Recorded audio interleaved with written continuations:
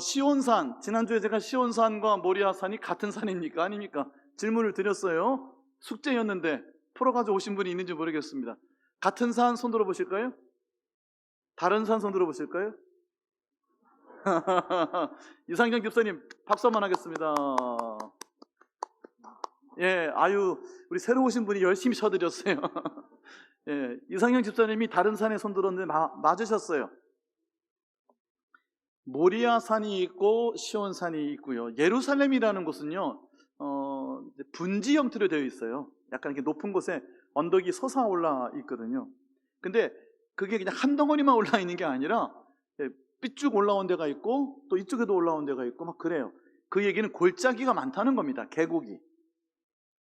감람산은 아세요? 네, 감람산도 아시죠? 감람산의 감람이 뭐죠? 올리브. 그거는 아시죠? 그렇죠?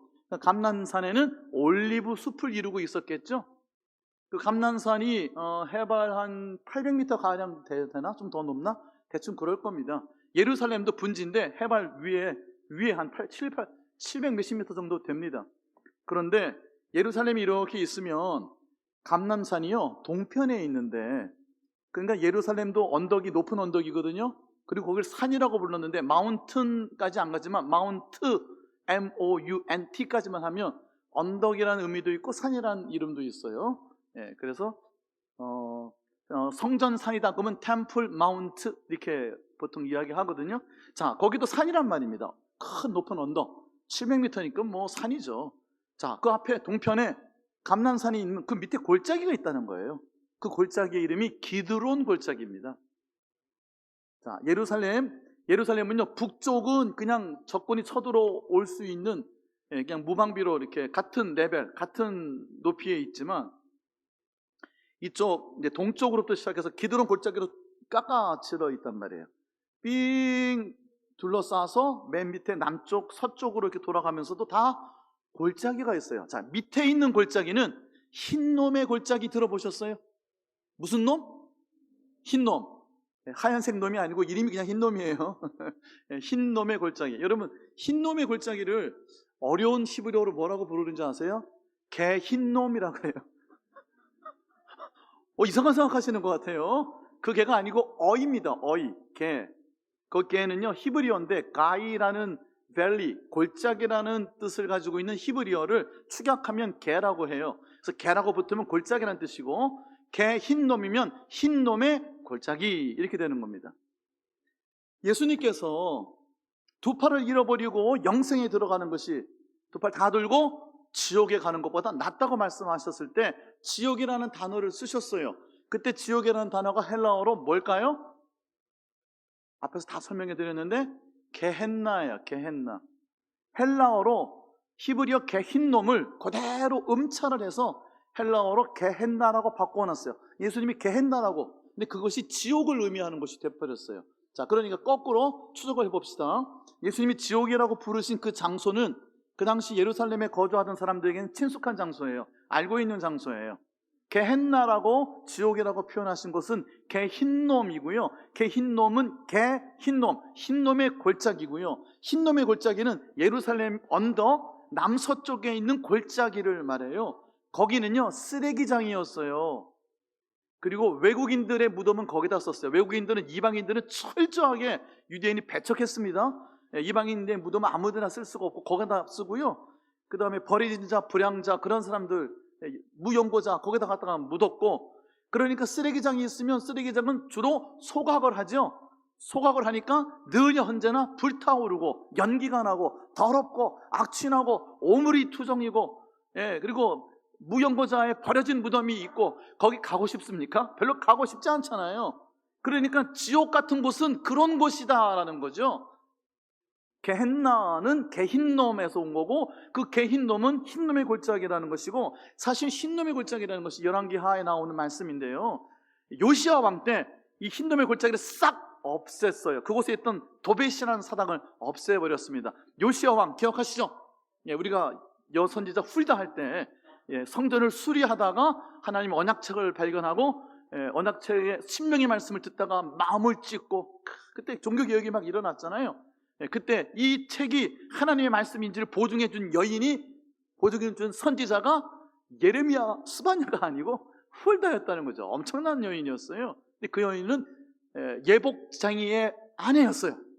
이름 없는 여인이었으나 그녀의 기도의 깊이, 그녀의 영적인 깊이가 이 성경책은, 이 책은 하나님의 말씀이라고 그녀가 보증해주면 하나님이 말씀이 될 정도로 권위가 있었던 사람이었어요. 훌다, 기억나십니다? 자, 이 요시야 왕 때 마음을 찢으면서 모든 우상을 다 척결을 하고 다 무너뜨렸을 때 없앤 게 도벳의 사당인데, 그것이 이 흰놈의 골짜기에 있었어요. 근데 그것이 뭐 하던 곳인지 아세요? 아시는 분, 기억나시는 분? 아들하고 상관이 있어요. 원래 흰놈의 골짜기는 흰놈의 아들의 골짜기에 아들이 빠진 겁니다. 거기 왜 아들이 들어갈까요? 몰렉과 상관이 있어요. 몰렉. 기억나시는 분 있으세요? 하도 우상을 섬기다 보니까 우상 숭배가 어디까지 갔느냐? 자녀를 불 가운데 지나가게 했어요. 인신제사를 했단 말이에요. 도벳의 사당에서는 뭐 했냐? 자녀를 우상에게 바쳤어요. 그 짓거리를 이스라엘도 따라서 했고, 따라서 하던 장소가 흰놈의 골짜기, 거기에 도벳이라는 사당이 있었고, 요시야 때 그거 무너뜨린 겁니다. 뭐 다른 거는 다 함께 더불어서. 거기는 아들을 불 가운데로 지나게 하고 몰렉 우상에게 바쳤던 끔찍한 곳이고 정말 지옥 같은 곳이었죠. 그것이 예루살렘 이 남쪽과 서쪽, 이렇게 남서쪽으로 이렇게 돼 있고, 사실은 예루살렘이라는 언덕은요 깔때기 모양으로 이렇게 쭉 하게 되어 있어요. 자, 여기까지 설명해 드리고 사진을 좀 볼게요. 이미지를 인터넷에서 열심히 찾았는데 뭐 찾은 게 이거밖에 없어요. 안 보이시죠? 글씨가 안 보이실 겁니다. 근데 여기서 제가 다 보시라고 가져온 건 아니고 딱 두 군데만 보라는 거예요. 네모 반듯하게 되어 있는 거 보이십니까? 거기에 주황색으로 되어 있죠? 그 뭐라고 써 있습니까? 네? 그게 보이세요? 저는 안 보이는데. 거기 위에는 크게 성전산 돼 있죠. 성전산은 성전이 있던 산이란 말이죠. 아까 제가 말씀드렸어요. 템플 마운트, 마운틴이 아니라 마운트, 템플 마운트. 거기에 헤롯 성전이 지어졌다는 얘기는 그 자리가 원래는 수르바벨 성전이 있었던 곳이고 제2성전, 그 앞에는 솔로몬 성전이 있던 그 자리란 얘기예요. 저 터가 모리아 산터예요. 확대해 주셨네요. 저 터가 저기 이렇게 동그랗게 되어 있다는 얘기는 이렇게 쑥 위로 올라와 있다는 얘기예요. 쑥 위에 올라와 있고, 여기가 모리아산, 즉 아브라함이 이삭을 번제로 바치려고 했던, 칼을 들었던 그 바위 위라는 거예요, 여기가. 근데 여기에 있는 그 넓다란 바위가 이슬람 사람들에게는 아브라함이 이삭이 아닌 이스마엘을 바치려고 했던 그 장소다. 그리고 거기를 1300년 전에 점령하고 난 다음에 십자군이 한 100년간 살짝 탈취한 적은, 반환한 적은 있었으나 지금까지 1300년 동안 이슬람의 최고의 사원이 모스크가 되어버렸어요. 그 위에 황금색 돔을, 순금으로 황금 돔을 만들어놨고, 그 안에가 이슬람 사원 중에 가장 좋은 최고의 건축 양식을 가지고 있는, 굉장히 오래된 겁니다. 그게 메카 메디나에 이어서 이 예루살렘, 여기 이 모리아산, 여기에 바위 위에 있는 이 황금돔이 이슬람에게는 3대 성지 중에 하나고, 여기서 그들의 말에 의하면 마호메트가 말을 타고 승천을 했답니다. 600몇 년인가 700몇 년인가 주후. 자, 모리아산 다시 밑으로 한번 내려와 봐요. 그 밑에 잘린 부분에 다윗 성이라고 되어 있을 거예요. 다시 줌아웃 해보세요. 이거 예루살렘 시가지예요. 현재 그 시가지를 이렇게 도면으로 한 건데요. 여기 밑에 다윗성 보이십니까? 이제 여기가 시온산이란 말이에요. 저쪽 끝에 가보면 가야바의 법정이라고 시온산이라고 있는데, 여기가 시온산인 거예요. 깔때기 모양을 이렇게 해가지고 이 밑에도 높아요. 자, 감람산에서는요 밑에 기드론 골짜기가 이렇게 있고, 그러니까 올리브 숲이 울창한 이 감람산에서 예수님이 많이 주무셨어요. 겟세마네 동산에서 기도 많이 하시고, 성전에 들어와서 가르치시다가 성전 안에서 유하지 아니하시고 나가셨어요. 감람산에서 주무시고 다시 아침에 들어오시고, 여기 잘 머물러 계시지 않으셨어요. 겟세마네 동산이 여기 보이죠? 기드론 골짜기 보이죠? 기드론 골짜기 내려가서 올라가면 겟세마네 언덕이 나와요. 겟세마네라는 말이 올리브 기름을 짜다는 말이에요.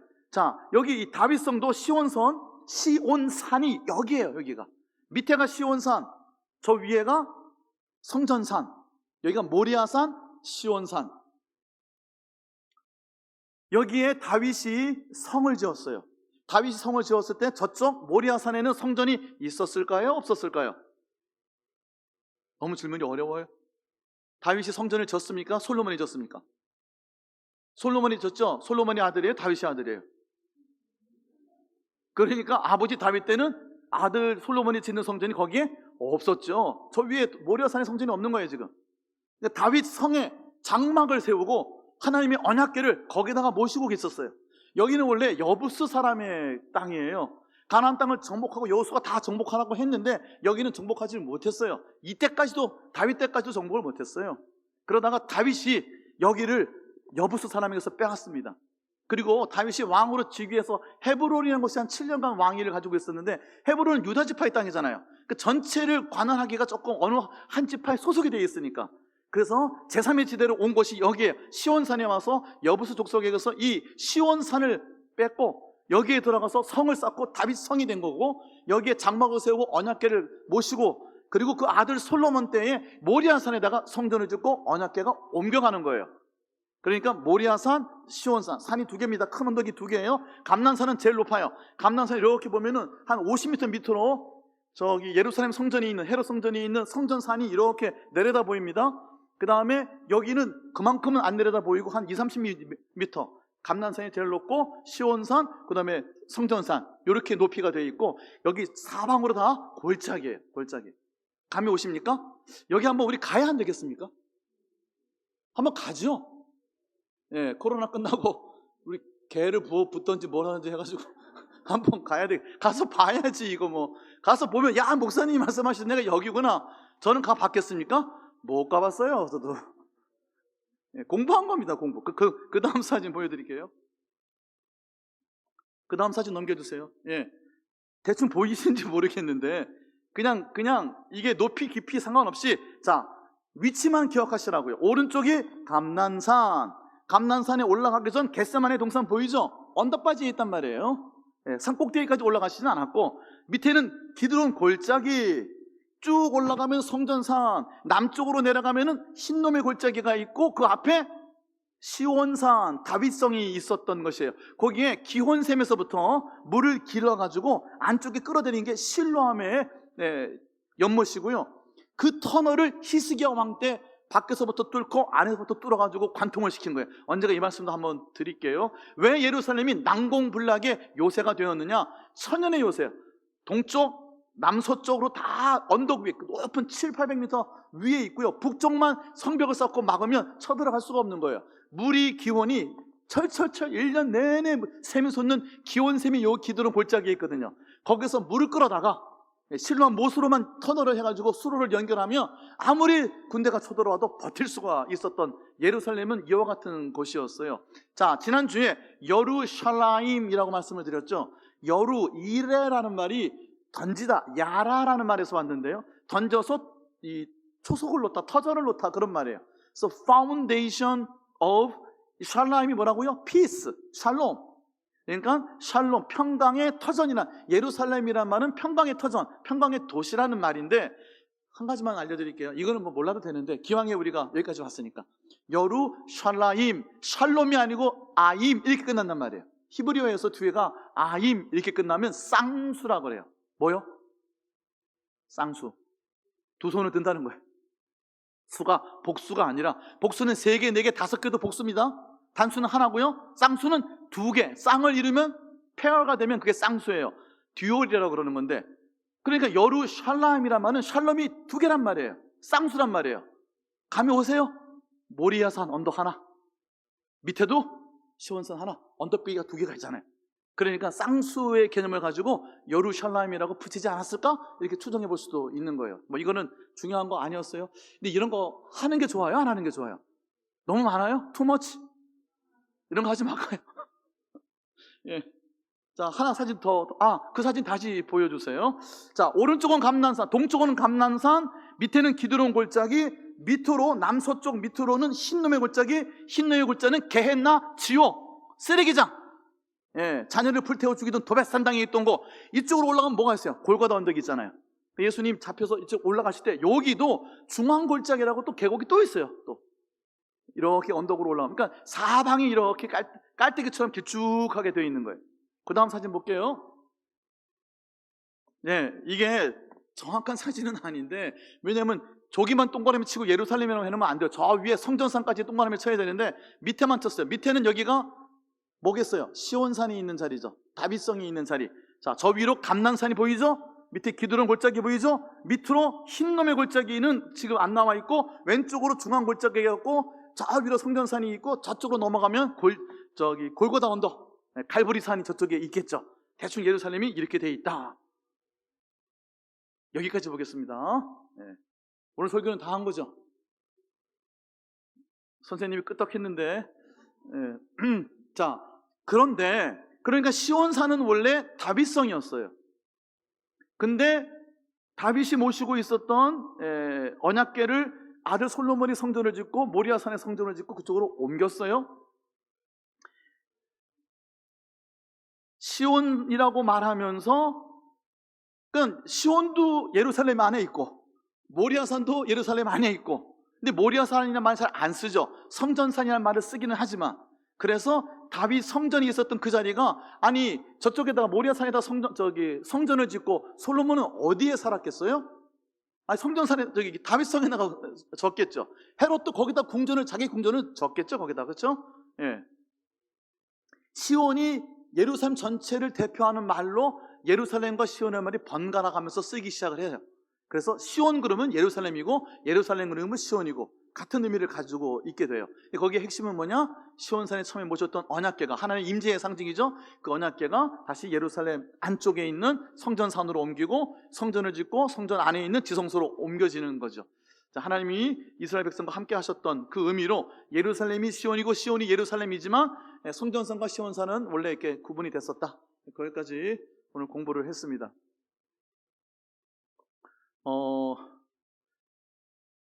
수요일 저녁에 모여서 우리 성경 공부해요. 그러면 안 오시잖아요. 토요일날 새벽 예배 끝나고 한 2시간만 성경 공부합시다. 안 오실 거 아닙니까? 기왕의 주일 오후에 성경 공부를 하고 계시는 거예요, 지금요. 제가 말씀도 전하고 말씀도 듣고 찬양도 하고 기도도 하지만 여러분도 제가 성경 공부를 하실 수 있도록 알려드리는 거예요. 그 대신에 그룹이 조금 큰 그룹이죠, 그렇죠? 제가 능력의 종이라 큰 그룹에 성경 공부를 인도하고 있는 겁니다. 성경 공부도 같이 하시면서 오세요. 아, 목사님 뭐 이렇게 복잡한 얘기를 자꾸 하시니, 배우셔야죠, 그렇죠?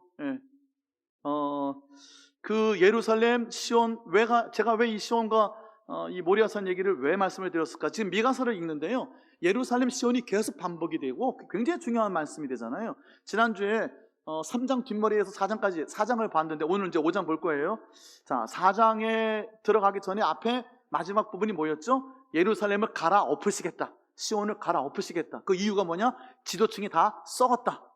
판결을 내린 재판관들이 뇌물을 받고 판결을 하고 우두머리 족장들이 다 구명이 돼버렸고, 선지자가 돈을 받고 점을 치고 제사장들이 하여튼 이상한, 완전히 지도층이 다 무너진 모습. 그래서 이스라엘이 완전히 무너져 있는, 그래서 예루살렘을 갈아엎으시겠다. 그게 3장의 마지막 부분이었고, 그게 4장에 넘어오면서 그럼에도 불구하고 하나님이 그 망해가는 예루살렘을 하나님이 회복시키시겠다는 거예요.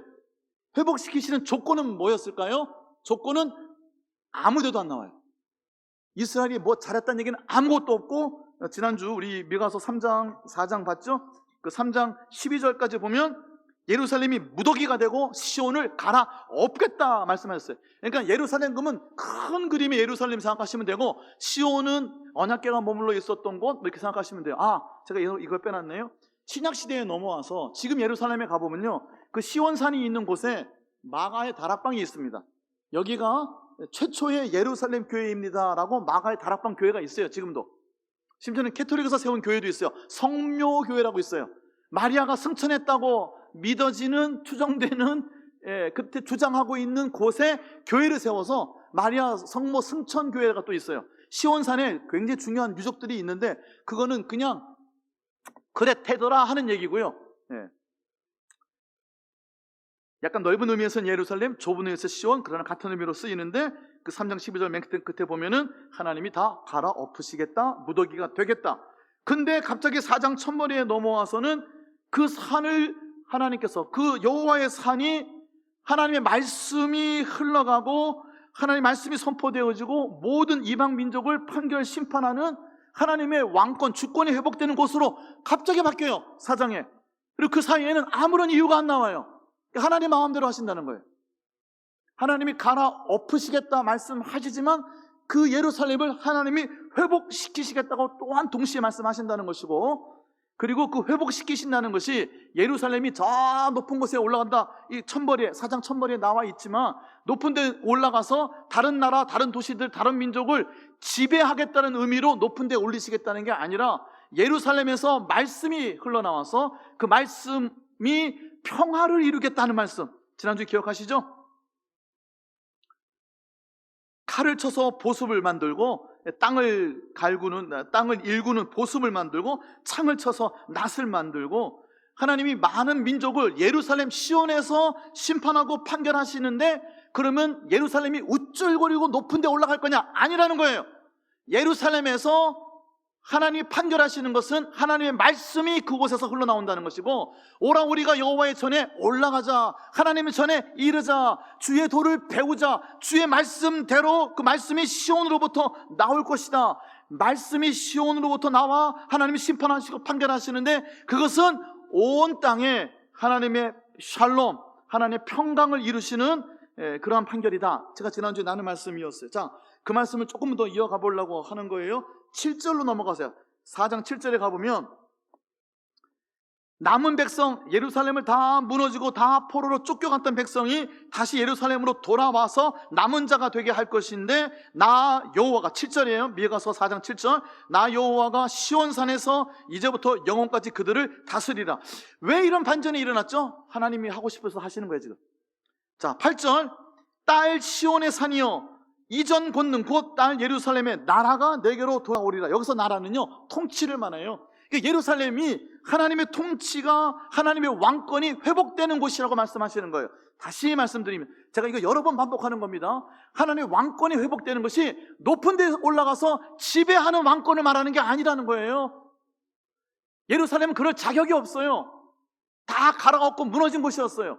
근데 하나님이 그들을 회복시키실 때는 그곳에 하나님의 말씀을 두어서, 그 말씀이 생명이 되어서 그 말씀이 모든 이방 민족을 끌어안아서 그들에게 하나님과 화목하게 되는 평강의 나라, 평강의 도시, 하나님께서 주시는 샬롬의 축복이 일어나게 하실 거라는 거예요. 그게 하나님이 회복하시는 왕권의 기본 개념이에요. 계속 요즘 들어서 제가 이 주제를 주일에도 계속 말씀을 드리고 있는 거예요. 선한 영향력. 조금 톤을 낮춰서, 조금 조심스러운 말씀인데요,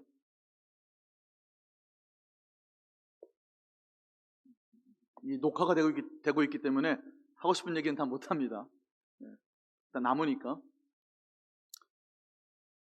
어떤 목사님들 중에 하나님 주신 축복에 대해서 간증을 아주 많이, 아주 길게, 아주 자주 하시는 분이 있어요. 은혜가 하나도 안 돼. 제가 어느 목사님들 몇 분이 제 머릿속에 있는데 누구라고 말씀 안 드립니다.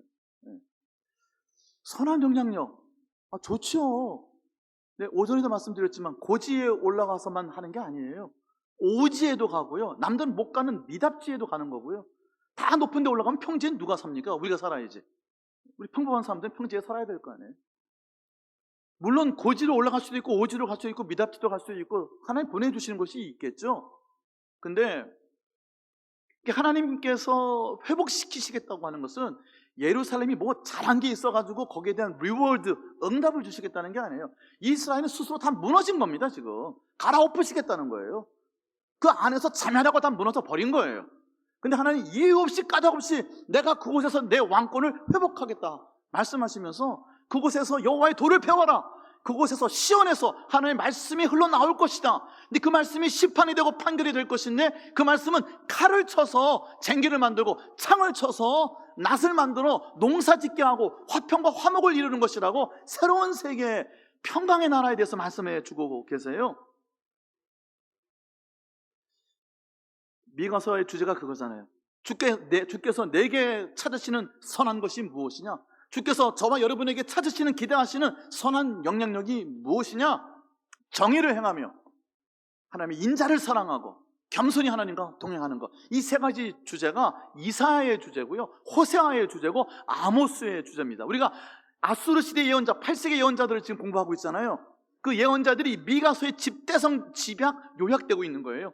이사야서의 주제를 하나님과 함께 겸손히 동행하는 것이라고 요약하고요, 아모스의 주제를 정의와 공의, 하수와 같이 마르지 않는 강과 같이, 그 말씀은 정의를 행한다는 말씀으로 요약하고요, 호세아의 주제인 하나님이 인자, 하나님의 헤세드의 언약적 사랑, 무조건적인 사랑을, 하나님의 인자를 사랑하는 것이라고 요약해가지고 그것이 우리에게 기대하시는 우리 믿음 생활이라고 말씀해 주시는 거예요. 이것이 회복시키시겠다는 예루살렘에서 일어나야 되는 일이라는 거예요. 9절 볼게요. 9절하고 11절 첫머리가 이제 하고 시작해요. 이제, 그렇죠? 5장 1절 첫머리에는 이제라는 단어는 없는데 거기에 이제라는 히브리어가 빠져 있어요. 이게 다 문장이 시작될 때의 표식이에요. 에타라는 히브리어를 쓰고 있어요. 한국말 9절 이제라고 번역했고 11절에 이제라고 now, 지금이란 말이에요. 5절 첫머리에는 이제는 많은 빠졌지만, 그래서 9절, 11절, 5장 첫머리가 세 개의 기점이 돼요. 이 내용이 뭐냐면 이거예요. 지금 일어나고 있는 일은 이런 거지만 하나님께서 이렇게 하실 것이다 하는 것을 극명하게 대조해 주고 있어요. 자, 이제 9절에 보세요. 부르짖고 있는데 왜 부르짖어요? 왕이 죽었어요. 내게 정말 좋은 조언을 해주던 모사가 죽었어요. 지도자가 다 죽었어요. 그래서 마치 여러분, 해산하는 여인이 얼마나 고통스럽게 아이를 낳습니까? 그 고통처럼 힘들어하는 모습, 딸 시온, 딸이니까 해산할 거 아닙니까? 시온을 딸이라고 지금 부르고 있는 거고요. 지금 이 망해가는 예루살렘이 겪고 있는 고통은 해산하는 여인의 고통이라는 거예요. 모든 지도자가 다 죽었어요.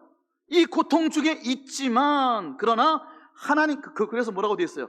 10절에 보면 예루살렘 성읍이 다 무너졌으니까 들에 나가 들판에서 살 것이고 바벨론까지 끌려갈 것이며, 그런데 하나님께서 갑자기 저들을 속량해 내시리라.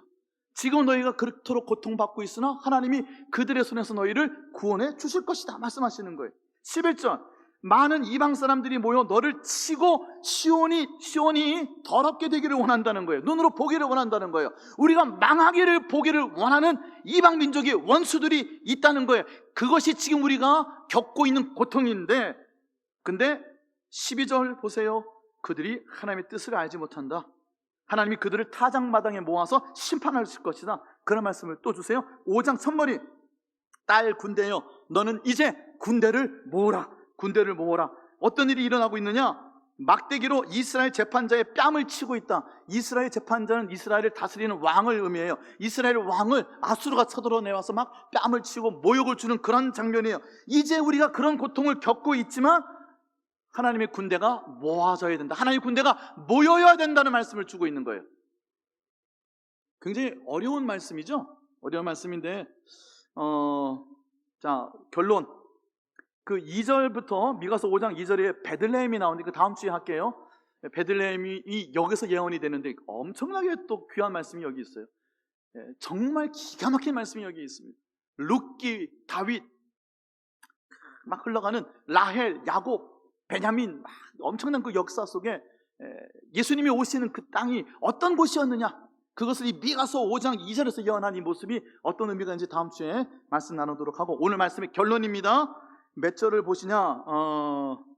그 5절, 이 사람은 평강이 될 것이다. 다시 오실, 베들레헴에서 나실 메시아가 평강이 되실 것이다. 이 땅에 찾아오시는 하나님의 아들, 하나님 왕권이 예루살렘에서 회복되어질 것인데 그가 바로 평강의 왕이라는 거죠. 그 말씀 주시는 거고 계속 설명해 드렸어요. 그 뒷부분, 아수르 사람이 우리 땅에 들어와서 우리 궁들을 밟을 때에, 그 다음 하반절입니다. 우리가 같이 읽어볼까요? 여기 다 쫓아오셨어요? 함께 읽읍시다. 시작. 우리가 7 목자와 8 군왕을 일으켜 그를 치리라. 나머지 부분은 다음 주에 더 읽고요. 여러분, 7 목자가 일어날 것이고 8 군왕이 일어날 것이다. 7, 8 하나가 더해졌어요? 감해졌어요? 더해졌죠? 졸고 계시나고 한번 여쭤본 겁니다. 7에서 8, 히브리어의 문법적으로 이런 게 있어요. 하나씩 올려줘요, 숫자를. 그래서 표현하고자 하는 게 있어요. 무슨 얘기냐? 예루살렘 쫄딱 망했죠. 근데 하나님이 이유 없이, 까닭 없이 하나님이 회복시켜 주시겠다는 거.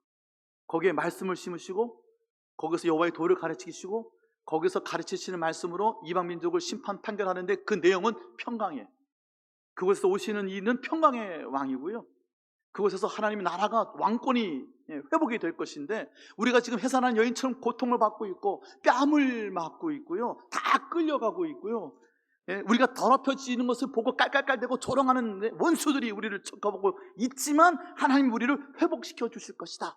우리가 목자를 잃어버렸고 지도자를 잃어버렸고 모사를 잃어버렸고 왕을 잃어버렸으나, 그러나 하나님께서, 자 마지막 얘기예요, 7 목자를 일으켜 세워주실 것이고 8 군왕을 일으켜 주실 것이다. 필요한 목자, 필요한 군왕, 필요한 모사를 하나님이 계속 더 많이 보내주실 것이다 하는 말씀이에요.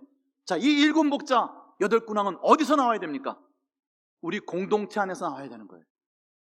우리가 회복되어지는 것은요, 우리의 리더십이, 우리의 지도자들이 우두머리가 다 썩었잖아요. 뇌물 받고 재판하고요, 돈 받고 예언하고 돈 받고 말씀 전하고 사꾼들이었고 다 죽을, 그래서 예루살렘을 갈아엎으시겠다고 했는데, 그래서 모든 왕이 뺨따기를 맞고 다 죽어가고 조롱을 받고 있었는데, 이스라엘이 회복되고 예루살렘이 회복되어질 때에 하나님께서 새로운 7 목자를 세우시고 새로운 8 군왕을 세우신다는 거예요. 우리 교회 공동체의 다음 세대가 이와 같은 7 목자, 8 군왕이 세워져야 되는 줄로 믿습니다. 이것이 우리의 기도의 제목이 되어야 돼요. 여러분이 7 목자가 되고 8 군왕이 되셔야 되는 거고요.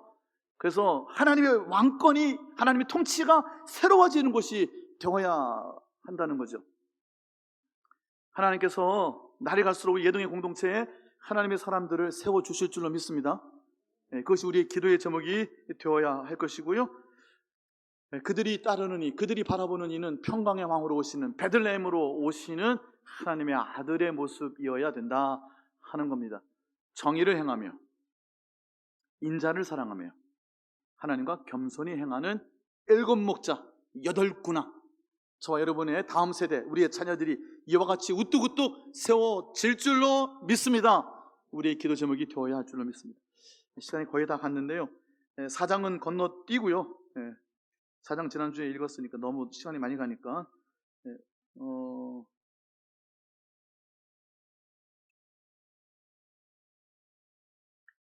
이렇게 합시다. 오늘은 안 읽을게요. 시간 다 갔으니까. 어디 한 장만 읽기도 좀 애매하니까요, 찬양하고 예배 마치도록 하겠습니다. 오늘 제가 새로운 찬양을 가지고 왔는데요, 그 서울의 오륜교회 다니엘 기도회를 많이 들어보셨죠? 거기서 부르는 찬양인데요, 가사를 잘 생각하면서 우리 찬양합시다.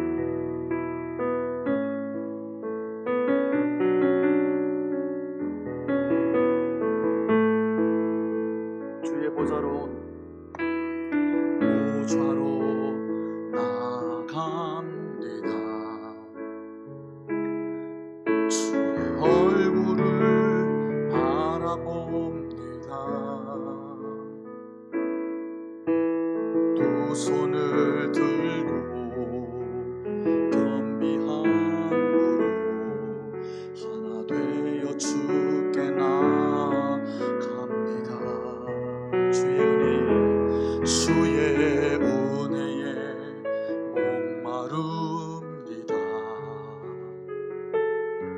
주의 음성을 사모합니다. 두려워 말라 평안하라 강건하라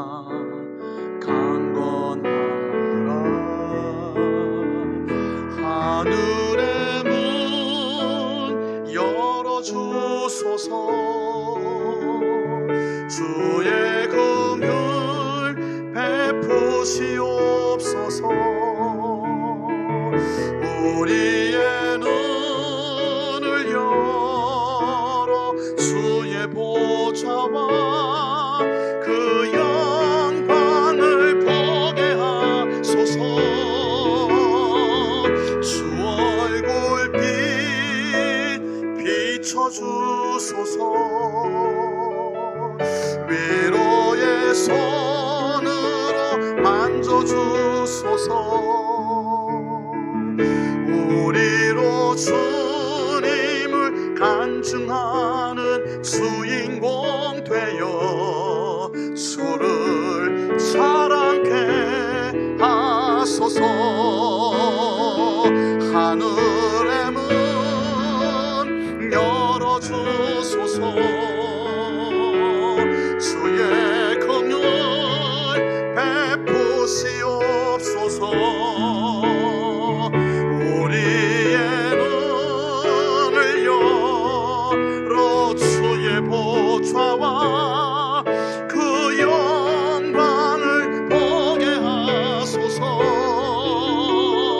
주 얼굴 비춰주소서. 위로의 손으로 만져주소서. 우리로 주님을 간증하는 주인공 되어 주를 자랑케 하소서. 한 번만 더 해볼까요? 처음부터 주의 보좌로 나아갑니다. 주의 보좌로 나아갑니다. 주의 얼굴을 바라봅니다. 두 손을 들고 겸비함으로 하나 되어 주께 나아갑니다. 주의 은혜로 목마릅니다. 주의 음성을 사모합니다. 두려워 말라 평안하라 강건하라 강건하라. 하늘의 문 열어주소서. 주의 긍휼 베푸시옵소서. 우리의 눈을 열어 주의 보좌와 그 영광을 보게 하소서. 주 얼굴 비춰주소서. 위로의 손으로 만져주소서. 우리로 주님을 간증하는 주인공 되어 주를 자랑케 하소서. 하늘의 문 열어주소서. 하늘의 문 열어주소서. 주의 긍휼 베푸시옵소서. 우리의 눈을 열어 주의 보좌와 그 영광을 보게 하소서. 주 얼굴 비춰주소서. 위로의 손으로 만져주소서. 우리로 주님을 간증하는 주인공 되어 주를 사랑케 하소서. 우리로 주님을 간증하는 주인공 되어 주를 자랑케 하소서.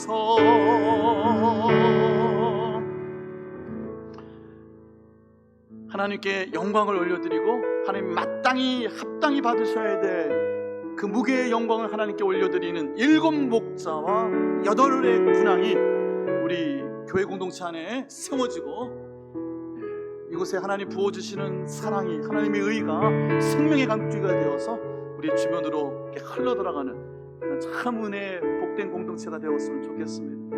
우리 다음 세대들을 위하여 나는 아니고 그들만이 아니라 내가 먼저 하나님의 정의를 행하고 하나님의 인자를, 영원한 사랑을 사랑하고 하나님 앞에 겸손히 엎드리는, 그리하여 내 안에 선한 하나님의 생명이 가득 부어져서 그것이 우리를 통하여 흘러가도록 주님을 간증하는 일곱 목자, 여덟 군왕이 우리 가운데 세워지도록 함께 기도했으면 좋겠습니다. 제가 축도하고 예배를 마치도록 하겠습니다.